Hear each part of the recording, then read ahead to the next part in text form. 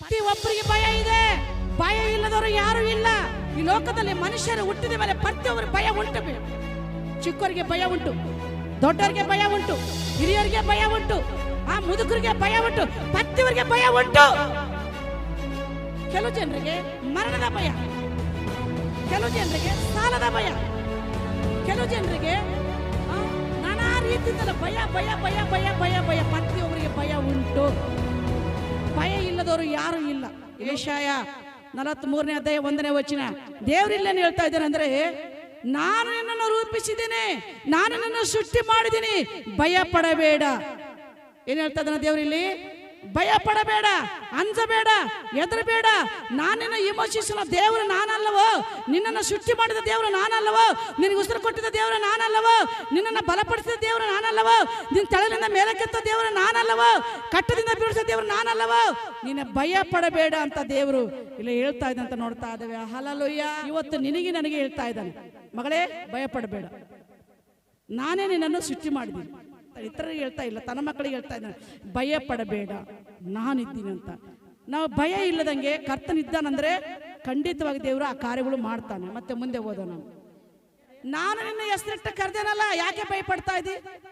ನಾನು ನಿನ್ನ ಹೆಸರಿಟ್ಟು ಕರೆದೇನಲ್ಲ, ನಿನ್ನ ಜಲರಾಶಿಯನ್ನು ಹಾರಿ ಹೋಗುವಾಗ, ಹಾದು ಹೋಗುವಾಗ ನಾನು ನಿನ್ನ ಜೊತೆಯಲ್ಲಿ ಇರ್ತೀನಿ. ಹಲ್ಲೆಲೂಯಾ. ಪ್ರೇಮ ಸೋದರಿ, ನಿಮ್ಮ ಹೆಸರು ಕೆಲವು ಜನರಿಗೆ ಗೊತ್ತಿರ್ಬೋದು, ಕೆಲವು ಜನರಿಗೆ ಗೊತ್ತಿಲ್ಲದೆ ಇರ್ಬೋದು. ದೇವರು ಆಕಾಶ ಭೂಮಿಯಿಂದ ಆಕಾಶದಲ್ಲಿ ಮೇಲ್ಗಡೆ ಇದ್ದ ದೇವರಿಗೆ ನಮ್ಮ ಹೆಸರು ಗೊತ್ತಂತ. ನಮ್ಮ ಹೆಸರು ಒಬ್ರು ಗೊತ್ತಿದ್ದ ಒಬ್ರು ಗೊತ್ತಿಲ್ಲದೆ ತಿಳಿದಂಗೆ ಇರ್ಬೋದು. ದೇವರಿಗೆ ಗೊತ್ತಂತ ನಮ್ಮ ಹೆಸರು. ನಿನ್ನನ್ನು ಹೆಸರು ಹಿಡಿದು ಕರೆದಿದ್ದೀನಿ ಅಂತ ಹೇಳ್ತಾ ಇದ್ದಾನೆ. ಹಲ್ಲೆಲೂಯಾ. ಪ್ರಿಯ ಸೋದರಿ, ನಿಜವಾಗಲೂ ದೇವರು ಇವತ್ತು ನಮ್ಮನ್ನು ಕರೀಲ ಇಲ್ದ್ರೆ ನಾವು ದೇವರ ಮಕ್ಕಳಾಗ್ಲಿಕ್ಕೆ ಸಾಧ್ಯನೇ ಇಲ್ಲ. ಹಲ್ಲೆಲೂಯಾ. ಏನ್ ಹೇಳ್ತಾ ಇದ್ದಂದ್ರೆ, ನೀನು ನನ್ನವರೇ, ನೀನು ನನ್ನವನೇ, ನೀನು ನನ್ನವಳೇ, ನೀವು ಜಲರಾಶಿಯನ್ನು ಹಾದಿ ಹೋಗುವಾಗ ನಾನು ನಿಮ್ಮ ಜೊತೆ ಇರ್ತೀನಿ ಅಂತ.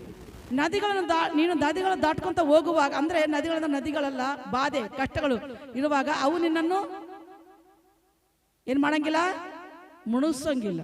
ಅಂದ್ರೆ ಅವು ನಿನ್ನನ್ನು ಅದರಲ್ಲೇ ನೀನು ಬಿದ್ದು ಹೋಗ್ತಾ ಇಲ್ಲ, ಆ ಬಾಧೆಯಲ್ಲಿ ಬಿದ್ದು ಹೋಗ್ತಾ ಇಲ್ಲ. ನೀನು ಎಬ್ಬಿಸ್ತೀನಿ ನಾನು, ಹೇಳ್ತಾನೆ, ಎಬ್ಬಿಸ್ತೀನಿ ನಾನು ಅಂತಾರೆ. ಹಲ್ಲೆಲೂಯಾ.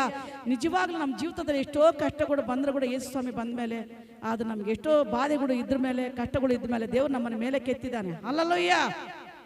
ಪ್ರಾಣ ಹೋಗೋ ಕಷ್ಟಗಳು ಬಂದರೂ ಕೂಡ ದೇವರು ನಮ್ಮನ್ನು ಮೇಲೆ ಕೆತ್ತಿದ್ದಾನೆ. ಅದೇ ರೀತಿಯಾಗಿ ದೇವರು ಆತನ ಒಬ್ಬೊಬ್ಬರ ಜೀವಿತದಲ್ಲಿ ಅದ್ಭುತ ಕಾರ್ಯಗಳು ಮಾಡೋ ದೇವರು ಆಗಿದ್ದಾನೆ. ಹಲ್ಲೆಲೂಯಾ. ನಾವು ಅಂಜಿಕೆಯಲ್ಲಿ ಇರುವಾಗ ಈ ವಾಕ್ಯವನ್ನು ನೆನಪು ಮಾಡ್ಕೊಳ್ರಿ, ದೇವರ ಮೇಲೆ ಆಧಾರ ಪಡ್ರಿ, ಖಂಡಿತವಾಗಿ ದೇವರು ನಿಮ್ಮನ್ನು ಆಶೀರ್ವಾದ ಮಾಡುತ್ತಾನೆ.